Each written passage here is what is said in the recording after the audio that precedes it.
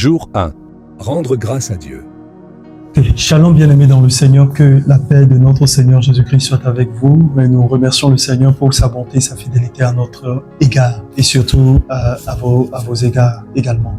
Nous sommes à notre premier jour de jeûne qui a pour thème, avec les fondements bibliques, l'action de grâce.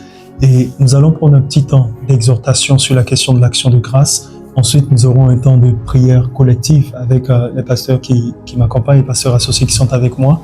Et enfin, maintenant, je ferai des déclarations prophétiques à l'endroit de la vie de tout un chacun. Et que le Dieu que nous servons, qui est non seulement le Dieu d'Abraham, d'Isaac et de Jacob, mais en ce temps de la fin, qui est notre Dieu et notre Père, tel que l'a déclaré le Seigneur Jésus-Christ, marche avec nous comme il se doit au nom de Jésus-Christ. Amen. Alors, venons sur le principe de l'action de grâce dont nous allons parler. Tout au long de cette journée, nous avons jeûné avec le thème de l'action de grâce. Bon, déjà, je vais vous demander à chacun d'entre vous, selon ce que vous comprenez très facilement de ce que c'est que l'action de grâce. Ensuite, je viendrai de donner des définitions beaucoup plus approfondies et des enseignements un peu plus larges pour permettre à tous ceux qui vont nous écouter ou qui vont nous entendre un peu plus tard de donner aussi leur appréciation.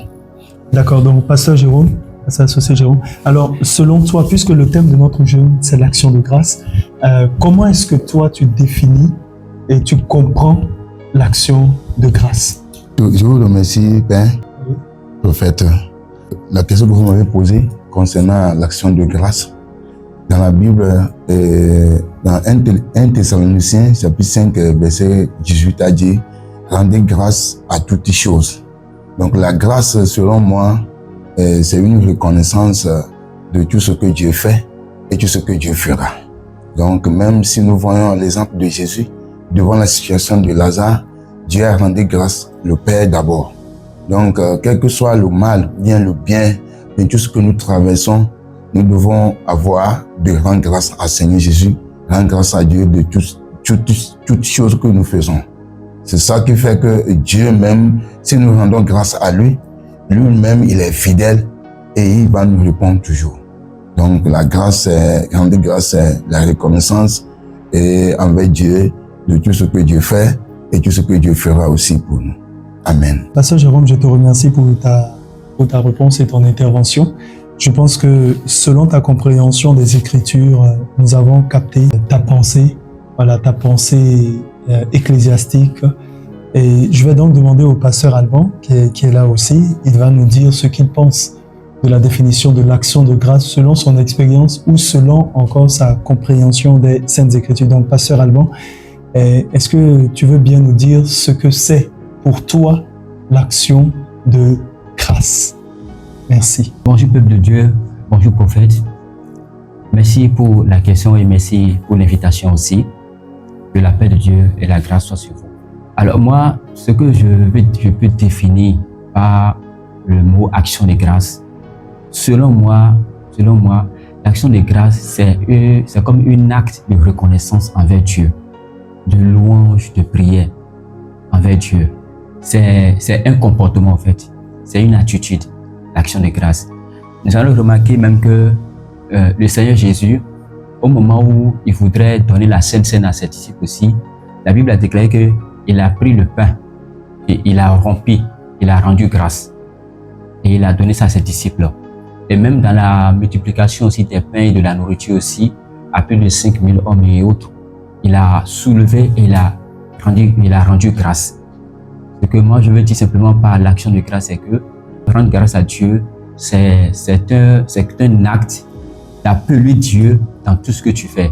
C'est comme lui, c'est comme l'inviter à chaque action de nos vies. C'est comme l'inviter à chaque pas de nos vies. Selon moi, voilà ma notification. Amen. Je vous remercie chacun d'entre vous pour les réponses que vous avez données. Effectivement, nous sommes dans le contexte. Vous avez apporté un plus, c'est exactement cela.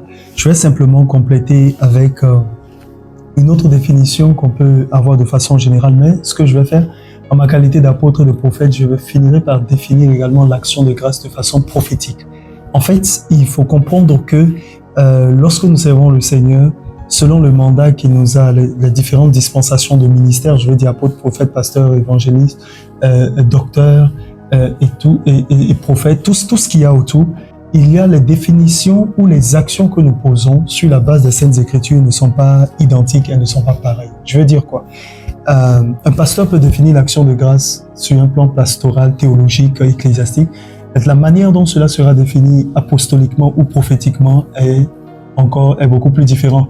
Quelqu'un peut le définir juste de façon littéraire, c'est-à-dire sur la base du dictionnaire, comment le dictionnaire définit l'action de base et l'action de grâce, pardon. Donc, de façon simple, l'action de grâce, on définit ça comme étant un acte par lequel une personne exprime sa reconnaissance à Dieu pour ce qu'il est, pour ce qu'il fait et pour ce qu'il a promis. C'est exactement ce que vous avez avancé. Maintenant, plus simplement, ça signifie merci. Donc, action de grâce veut dire merci. Vous savez, on peut remercier une personne à l'avance pour un service qu'elle va nous rendre ou pour l'accomplissement, n'est-ce pas, d'une attente souveraine que nous avons demandé à cette personne. Ou sur le coup, si la personne nous apporte une aide favorable, on lui dit merci. Mais je vais aller un peu plus loin.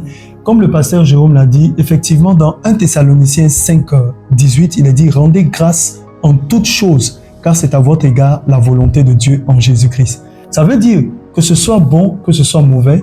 Une autre écriture dit « Toutes choses concourent au bien de ceux qui aiment Dieu et qui sont appelés donc selon son dessein. » Donc, effectivement, nous rendons grâce au Seigneur pour tout. Je dis bien pour tout, absolument tout, parce que nous savons que c'est le Seigneur lui-même qui conduit nos vies, qui tient nos vies.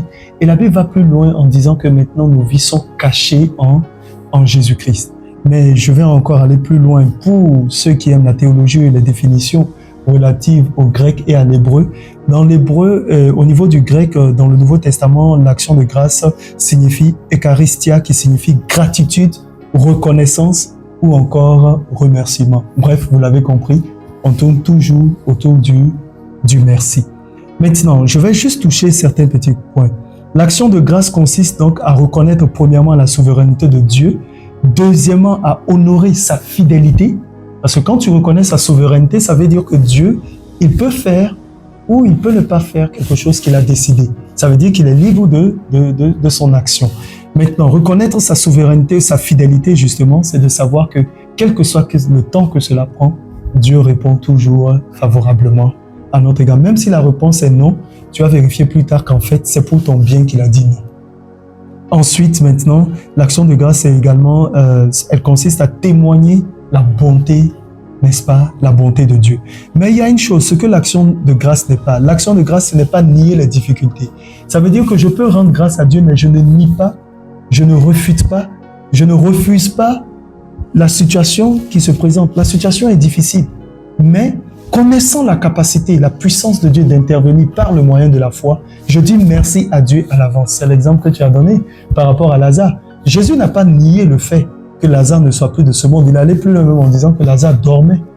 Et on va plus loin, la Bible nous dit qu'il pleura, n'est-ce pas? Il a pleuré. Donc il n'a pas nié la circonstance présente, mais il s'est souvenu que son Dieu, son Père également est là et que tout est possible à celui qui croit et que rien n'est impossible à Dieu.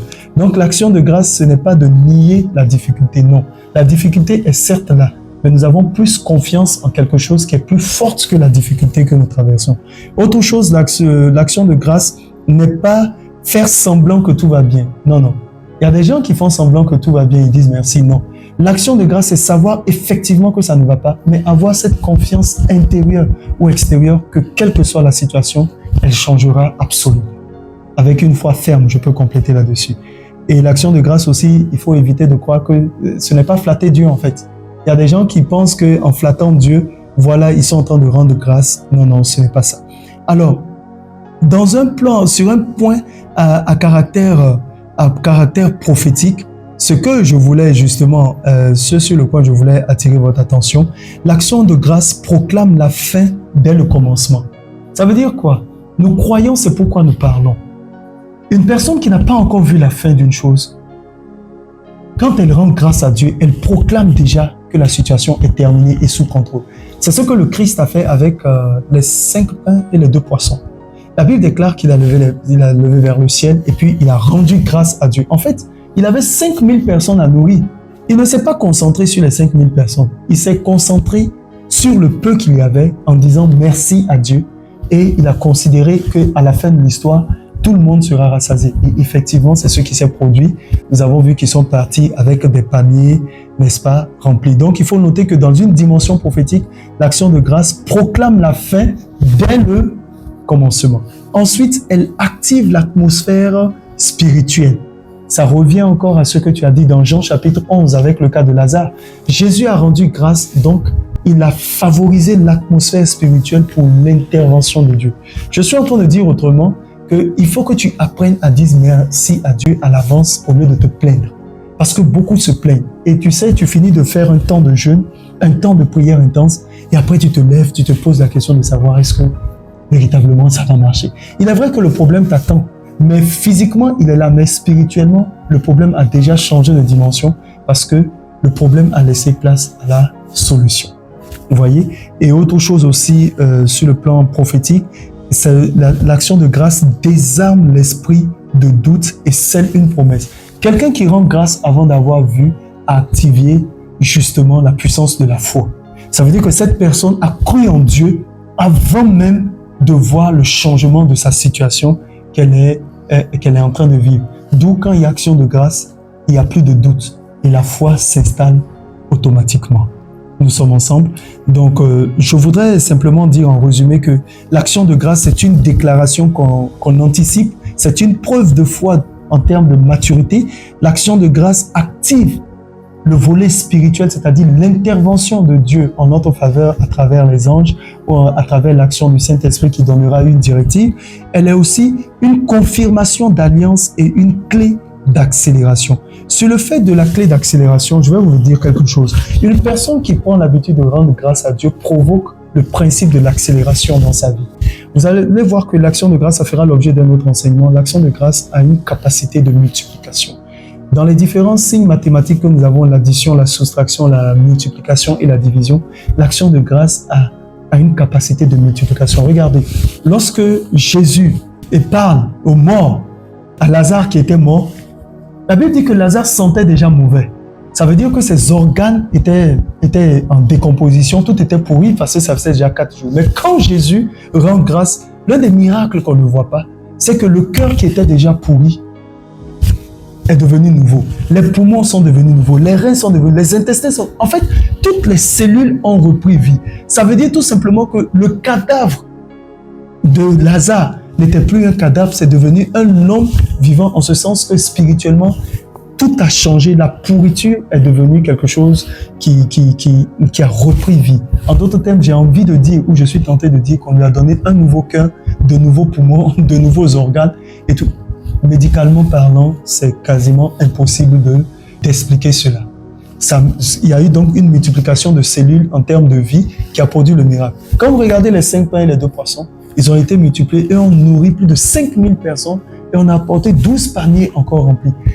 Une personne, je dirais donc en conclusion, qui a l'habitude de rendre grâce à Dieu, comme on l'a dit dans 1 Thessaloniciens 5, 18, rendez grâce en toutes choses. Cette personne a donc le pouvoir de changer la situation négative en une situation positive et d'appeler la volonté parfaite de Dieu, en d'autres termes le souffle, c'est-à-dire la vie de Dieu dans toute situation qui était morte. Je vais soutenir ça avec Romains qui dit que si l'Esprit qui a ressuscité Jésus-Christ d'entre les morts habite en vous, il redonnera la vie à vos corps mortels. Ce passage peut nous servir d'interprétation dans l'action de grâce en disant merci au Seigneur par avance pour toutes choses. Et on va voir que tout ce qui était mort dans notre vie, que ce soit les affaires, que ce soit les relations de famille, que ce soit la santé qui est en train de dégénérer, bref, tout ce qui ne va pas, que ce soit des contrats perdus pour les personnes qui travaillent, que ce soit des ministères qui sont en train de s'effondrer, quand tu sais que tu peux dire merci à Dieu, alors Dieu est capable de provoquer le miracle de la résurrection.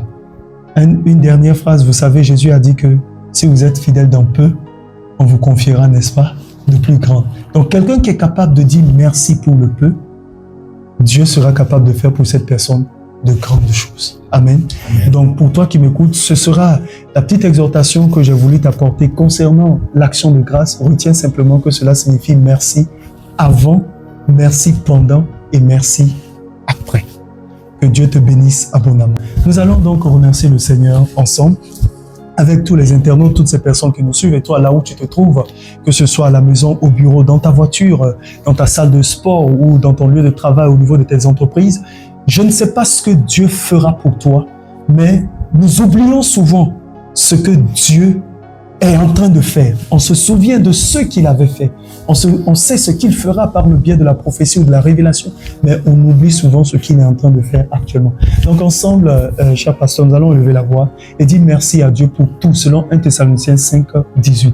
Quel que soit ce qui est arrivé, soit en bien, soit en mal, nous rendons grâce à Dieu parce que nous savons que toute chose concourt pour notre bien. Amen. Amen. Élevons nos voix et puis prions.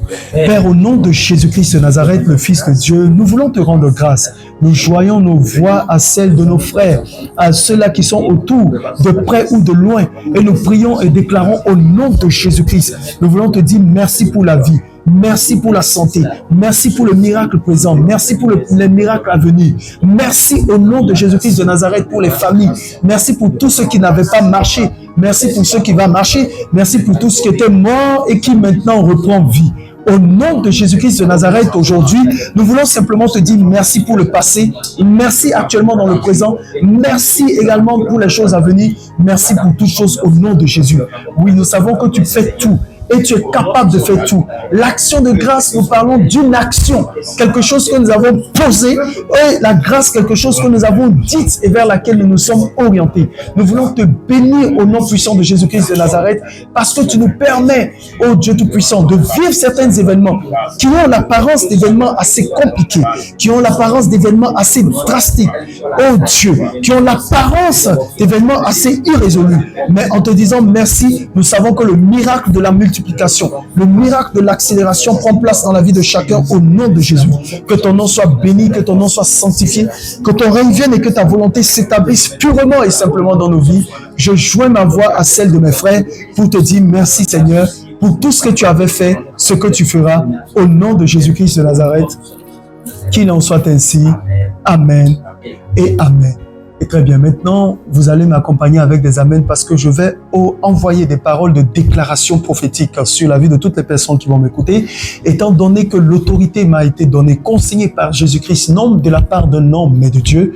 Je crois, je sais que j'ai cette habilité dans le règne de l'esprit de lever la voix, de parler et que cela se manifeste. Alors pour toi qui entends le son de ma voix, je déclare au nom puissant de Jésus-Christ de Nazareth, le Fils de Dieu, que parce que tu as rendu grâce à Dieu, Dieu te visite en cet instant précis. Amen. La puissance du Saint-Esprit te localise là où tu es. Amen. Ce qui était mort reprend vie au nom de Jésus. Amen. Ce qui ne marchait pas commence à marcher.